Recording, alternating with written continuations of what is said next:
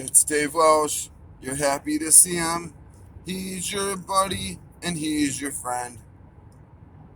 And guess what, people? Doggone it. You're good enough, you're smart enough, and dagnabbit, people like you. Okay? So you go out there and you be the best beta male you can be. You can be the best alpha male you can be. Be the ultimate man. I don't like the alpha male because I've noticed alpha males sometimes rage out and beat their wives and go on alcohol, coke, meth binges, and that's not very alpha. I mean, it's a cool story, don't get me wrong. I like the story about how you destroyed a bar and threw a fucking bar stool through a window and then came back next week like nothing happened and ordered a drink, and they're like, bro, you literally just destroyed the bar last week and you're coming back in here like nothing happened. I have to admit, I was the guy who did that. And I'm like, okay, this is my neighborhood spot. I could walk here from my house. I don't have to risk a DUI. Can you just let bygones be bygones? They're like, bro, you destroyed the whole bar. You ripped the beer tap out of the fucking keg and was squeezing it into your mouth and no beer was going in it, which enraged you further. It took us 6 guys to fucking bring you down. No, you can't come back into this establishment. You know what? 6 months, David. You can come back in 6 months. It's June. We'll see you on Christmas. We'll have a Christmas party and we'll dedicate it back to David Welsh getting his life together and stop roid raging. I never really roid raged, but for a month there, I got a month's supply of steroids, and I had just got out of the joint. And you can't get no motherfucking steroids in the joint. This motherfucker came to me with steroids in the joint, right? I was like, why do I need steroids in the joint when I could just work out? You know what I'm saying? He was like, and then he told me they were expensive as hell. I was like, bro, I could buy 800 ramen noodles and tuna packets and honey buns with peanut butter. Let me tell you about honey buns with peanut butter. And let me tell you another jail concoction I made up. I didn't make it up. I added to it. Like most inventions, somebody will make an invention and somebody will make it better and then somebody will perfect it.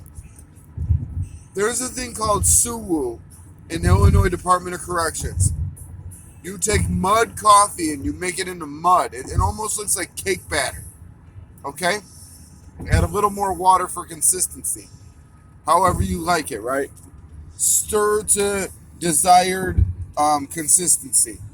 Now, what we do after that is we take crushed up Adderall. We sprinkle that in the coffee. A lot of people, they melt down Jolly Ranchers in a juicy, hard candy. Or sometimes they crush them up. That way you get little pieces of sweetness in your coffee / suwu. Then the kicker is you take a big ass mug and you pour about 2/3 or 1/3 of Pepsi. After the Pepsi, you pour the mud coffee into the contents of the Pepsi. Oh, and then the real kicker is you take a Kool-Aid and you pour that Kool-Aid in there and you mix that bitch up. Now you got this crazy cauldron of Kool-Aid, coffee, soda, candy, Adderall, mixed in sometimes with sleeping pills. And then you go get your big mug and you fill that bitch with ice and you drizzle. You drizzle this, because it's hot because you had to heat up the coffee water. And you drizzle that onto that ice, and it melts the ice as you drizzle it, and it gets up to the perfect level, about a 1/2 inch from the top. And I swear, for God, this fucking drink, Kool-Aid, coffee, candy, Adderall, you would think that would taste disgusting. Let me tell you something, folks. It is the most excuse me. Excuse me. Here we are to go back to Dearborn Projects, where I spent many years of my childhood. Dearborn Projects in the sky. Good old Dearborns. Anyway, this concoction was so damn delicious. And what was fucked up, when summertime came, everybody would run for that cooler to get that motherfucking ice. Because they wanted it for other shit. Nobody could really afford Suwoo. You gotta think. The one Kool-Aid packet you put in there is probably 80 cents. The coffee that it takes to make this, because you want to get super geeked, you're probably putting, because we would have quarter bags of coffee. People would buy coffee and then they'd break them down and sell them like drugs, right? Like you get a kilo of coffee and break it down into dime bags. It would take you about 5 quarter bags or dime bags of coffee. Not only that, you got Adderall in this shit. You got all that caffeine, and you got crushed up or liquefied Jolly Ranchers. Kool-Aid, and then you drizzle that shit on that fucking ice. But there's a problem in the summer because the ice is on shortage. And you got 120 motherfuckers, and there's only two coolers full of coffee. And my celly had been in the joint for 18 years, so he had a pitcher like you would for a Kool-Aid, and he would go in there and he'd be able to scoop a whole pitcher of Kool-Aid, and that would start a lot of fights because they would just have to go get 1 cup at a time. Meanwhile, we'd scoop all the ice we need, and then we put a damp rag on top of the pitcher of Kool-Aid, and we'd be drinking Suwoo all day. We'd be making pizzas. I mean, we were living the good life. And you know, when you're living the good life and motherfuckers, nobody's calling them, baby mama don't talk to them, baby mama's fucking around with their best friend, you know, it's sad. They're not in a good mood. So ice can be a point of contention. But we were good. We were living like kings. And my celly was an old school vice lord from out west, from Austin. And, you know, I was 365 pounds. Wasn't nobody rushing us for our Kool-Aid. Wasn't nobody telling us we can't have that much ice. What you mean we can't have that much ice? We can get as much ice as we can fill in one container. I'm not sitting here making a fucking thing out of my shirt, pouring ice in my shirt. I'm not bogus like that. We're taking what we need, and that's that. We need cool water too at the end when it runs out. And we would get orange Fanta, we would get purple, and we would get Pepsi. I liked it personally best with Pepsi. The Pepsi neutralized it because it was already fruity enough with that Kool-Aid. And I swear to you, I was in heaven. Suwoo. If I came out with a store right now that sold strictly Suwoo, it would blow Starbucks out of the water. If anybody wants to invest in my Suwoo store, every black motherfucker in Chicago who been to the joint or knows somebody who been to the joint would be lining down a block to get this fire-ass Suwoo. Not only that, I'd have better ingredients. I'd have better Kool-Aid. I'd have syrup. I'd be able to make you a coconut Suwoo. I'd be able to make you a French vanilla Suwoo. I'd be able to make you a caramel Suwoo. This is $1 million idea. Folks, help me get out of poverty. I need collaborators. I'm just one man. The world isn't set up to be a lone wolf. That's why men need women, women need men. We need each other. We need kingdoms. We need armies. Otherwise, another army comes in and takes all our shit and rapes all our women in front of us and kidnaps them. Is that what you want? No. We need to work together. It's 2020. This is damn near Armageddon. It's time to get money. I got kids. I want to put them kids through college.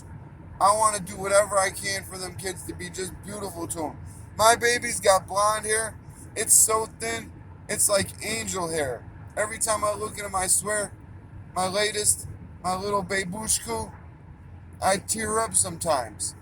You don't know life until you have that little baby who loves you and makes some cute little noises. I'm telling you, I'm changing my ways. I'm getting it together, folks. I'm not going for the drama just for views. I really am honestly trying to uplift my fellow man in 2020 and for the foreseeable future. And we all do. Does it make us feel good to talk shit about people? No. Because usually we're projecting our hardships onto others anyway. We're talking shit about other people to make ourselves feel better anyway. Collaborate with David Walsh. David Bowie. That's the new name. Because I like David Bowie because I heard that song Ashes to Ashes. You know? Let's do something together. I know some good people out there. We need to live the American dream. I've lived the American nightmare for so long, I'm sick of it. I've been shot at. I've had knives pulled on me fairly recently. I've had horrible situations in the county jail. Y'all know my story. I had to see the dick doctor. Y'all know my story. 50 on 60 riots. I'll never forget that riot in the Cook County jail. There's like 4 stairs that go down to the bottom cells, and there's 4 stairs up to go to the top stairs. Well, 50 of them were down here and 60 of them were down here. And this one black kid jumped down 4 stairs throwing haymakers all by himself before everybody could get down the stairs and try to like fight. It was a choke point. And his name was Little Foe, and I'll never forget him. I have a very good memory. I remember all my cellies. My last cellie I ever had in the Cook County jail, the man had a bullet hole in his cheek and a bullet hole somewhere else that like grazed his temple. His uncle, in Chicago, there's a lot of big houses, and you could fit 3 families. And his uncle was living with him, but his uncle got into the Quran, and he was praying 3 times a day on the carpet. And one night he got his gun, and he shot his pregnant wife. He shot a baby. He shot my buddy Damond Laro. Look up Damond Laro. It's all there for you to see. CBS covered it. NBC covered it. He grabbed his baby sister on 71st and Cal, walked her down the street to the gas station. They were shot up. They both lived. And all them people died because the guy who became an Islamic fanatic said that they were living a sinful life. How crazy is that? But that was my last cellie. He got beat up in my cell. When I walked out to use the shower, a guy came in and he didn't beat him up. It was a fair fight. They gassed out. But I guess my cellie called him a bitch over. We had a conversation over a Confederate flag. And I said, bro, if you think a Confederate flag's racist, why don't you think the American flag's racist? Any flag can be looked on as racist, my friend. You know? It's just you're letting the media... Is the media your friend? The media is not your friend. It's a government-sponsored fucking propaganda wing, brother. He was 18, but I looked at him as a little brother. I tried to school with him. We were stuck together, and we were on lockdown for a riot for 2 months. It was just me and him. Me and him all day. We'd be in that bitch playing casino, playing cards. And I tried to school him shit, because I try to school people. God has given me knowledge. God has given us gifts. God has given me the gift of gab and knowledge and a pretty photogenic memory to where I could repeat what I've learned. And I've got to use my God-given gifts to serve the Lord before it's all said and done. PayPal me at David Walsh, Chicago Bear. Help me out. Times are tough. COVID ain't going nowhere. We still ain't had no good jobs. It's a miracle we're paying our mortgage on our one house and renting out the one apartment. It's a miracle we're able to live. We got 2 cars. We got a Toyota Sienna and a Toyota Camry. And I'm telling you, that's a beautiful thing compared to what I used to have. I used to walk down the street freezing because it was slush. I didn't have nothing. With my ex-girlfriend, she's like, I can't walk no more. She was like 16. I was like 16. I'm like, okay, let's go in the library, and you have to go dry your feet off and throw a bunch of paper towels in your feet and then heat your feet up on them things you hold your hands on. I've been in really bad situations. I've slept outside in the middle of winter. I've had a hell of a life. I'm sick of living in hell. I want to live a good life. And it's not even about me now. I didn't mind being homeless. I'm a tough guy. Or I'm tough enough to where a lot of people don't fuck with me. I'm 6'4". They'd rather go fuck with a 5'9" guy or a woman. and rob her. You know what I mean? I've avoided so many fights just by being big, but I did notice since I lost weight, people do try you. The more weight you lose, the skinnier you are, people look at you like, yeah, I'll beat your motherfucking ass. You ain't shit. So, people, might makes right, they say. It doesn't make right, but they do say that. And people throw their weight around. I'm trying to bring some good to this world. I'm trying to raise these kids good. And I'm trying to spread love. I don't want to make fun of people that much no more. I might tease, I might ball bust, I might joke. But there's nothing but love in my heart. And that's for my fellow man. So I think a lot of you who watched me over the years, even when I had my bigger channel, I think you understand that I'm coming from a good place. And I definitely want to help heroin addicts. A heroin addict's day, every day, is like dying. He wakes up dead. Look at this caddy.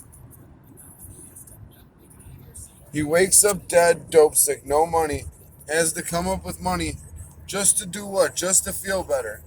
Day in, day out. It's like he dies and wakes up again. Could you imagine living that horrible life? It's a horrible life. We've all of us in my generation have dabbled in heroin. Luckily, some of us didn't overdose and die. I've got about 20 people, maybe even more, that have overdosed and died. Their parent, one time this guy overdosed and died because this guy wanted to fuck his girlfriend, so he overdosed him. Actually, the guy was letting him fuck his girlfriend on 38th and Albany. He gave him a hot shot. I wake up in the morning, there's water coming through my fucking... Anya tells me there's water coming through the fucking bathroom. I'm like, why didn't you guys call the police? They're like, we're on DCFS. They would have took the kids. I'm like, so you let him die? Meanwhile, Anthony, the guy who's fucking this guy's wife, she called him her stand-in husband. He's like, yeah, they took him to St. Anthony's. I'm not a saint, but I let him name their hospital after me. I'm like, are you out of your fucking mind? This lady just lost her husband, and they had two blonde, beautiful angels. And then this man had the nerve to say to me, do you think she'll still get his Social Security? I'm like, he killed him. Point blank period. He killed him. He thought that he was going to take over this man's family because she let him fuck her, and the boyfriend's out of the picture now. This man murdered a man and tried to take over his family. Needless to say, the broad wasn't that dumb because she never came back and she told me to change the locks. He can't live there. So she wanted nothing to do with him. This man was so delusional, he thought he would kill a woman's husband and he would just step in and take his place. Just like that song, smile in your face.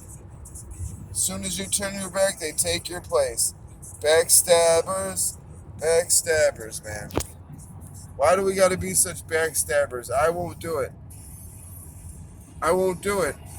If you're mean to me, if you don't put your hands on me, I'm not hurting you. But if you put your hands on me, I'm trying to hurt you bad. Okay? Because you deserve it. But I'm blowing shit off, man. I'm not hurting people no more. I don't want to hurt no more. I don't want to hurt no more people. Not to mention the laws in America are so fucked up. We have the most people in jail of the whole world. How? How could that be? Oh, maybe because it's an industry. They're making money off of it. I digress, folks. Things are bad and they're looking worse. But David has to be a good, humble guy. I just have to. I have to be a great person. I have to help heroin addicts. I have to help my family. Everybody, God bless. I hope these messages get through to you. PayPal me if we can. It's been rough times. Everybody, God bless.